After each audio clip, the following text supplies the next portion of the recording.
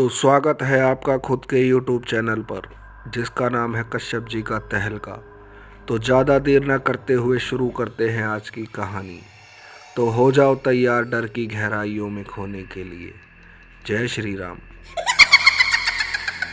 दोस्तों, मेरा नाम रघुवीर है, पर मेरे परिवार वाले सब मुझे रघु रघु कहते हैं। ये कहानी मेरे दादाजी ने सुनाई थी। अब आप कहानी मेरे दादाजी विक्रम सिंह के पॉइंट ऑफ व्यू से सुने। मैं आशा करता हूँ आपको ये कहानी अच्छी लगेगी। राम राम सभी को।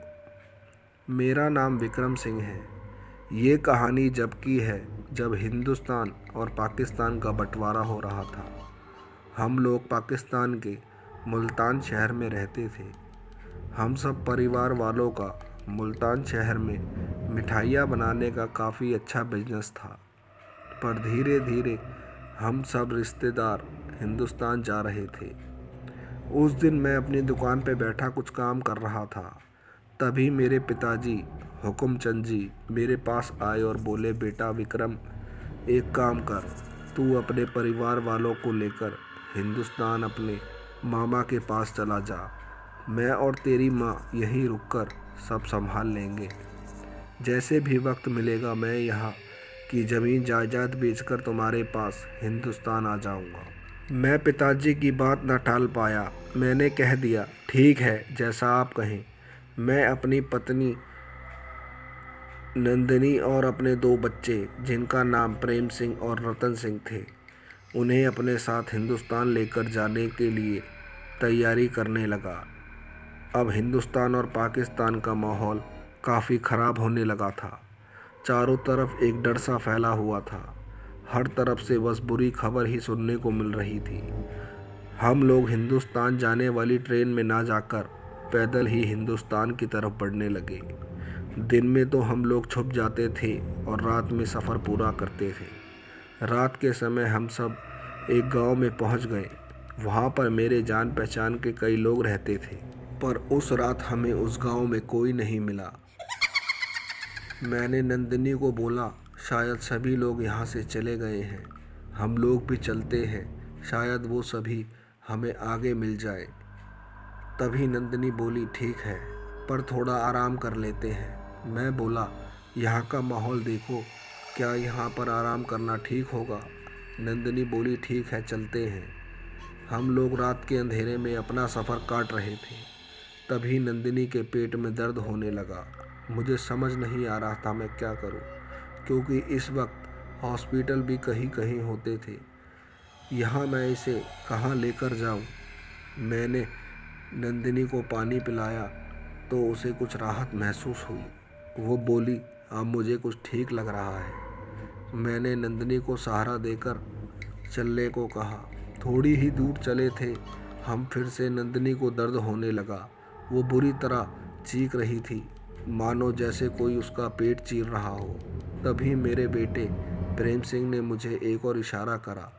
मैंने गौर से देखा, उस जगह कई आदमी इधर उधर घूम रहे थे। मैं नंदिनी को वहीं छोड़कर उन लोगों के पास मदद मांगने पहुंचा और पास जाकर पता चला ये तो एक हॉस्पिटल है। हॉस्पिटल देखकर मुझे खुशी हुई। मैं भागकर नंदिनी के पास पहुंचा और उसे उठाकर हॉस्पिटल ले आया। मेरे दोनों बच्चे हॉस्पिटल के बाहर बिस्तर डाल के आराम करने लगे।